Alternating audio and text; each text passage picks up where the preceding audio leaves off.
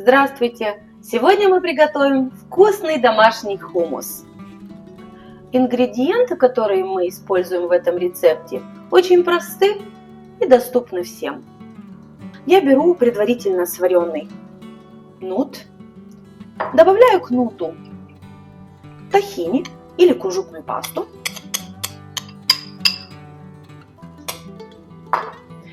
и специи. У меня паприка, соль,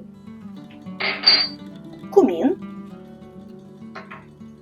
черный молотый перец, куркума и чеснок. Чеснок я добавляю к нуту и к специям. Перемешаю ингредиенты. Добавлю 4 столовые ложки оливкового масла. Это придаст вкус и запах. Выдавливаю сок одного лимона. Если вы любите хумус покислее, вы можете добавить 1,5 или 2 лимона. Лимонный сок добавляем к нашей нутовой массе. Затем при помощи блендера измельчаем все до однородности.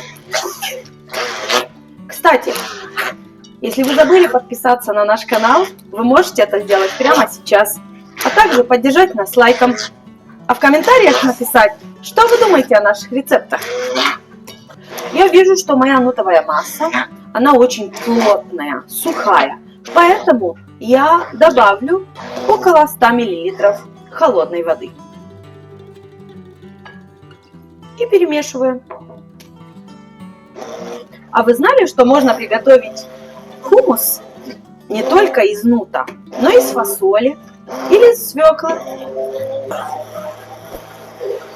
Нутовая масса взбита до однородности. Сейчас можно попробовать, и по желанию можно добавить соли или лимонного сока. Хумус можно украсить паприкой и кунжутом и добавить чуть-чуть оливкового масла. Приятного аппетита!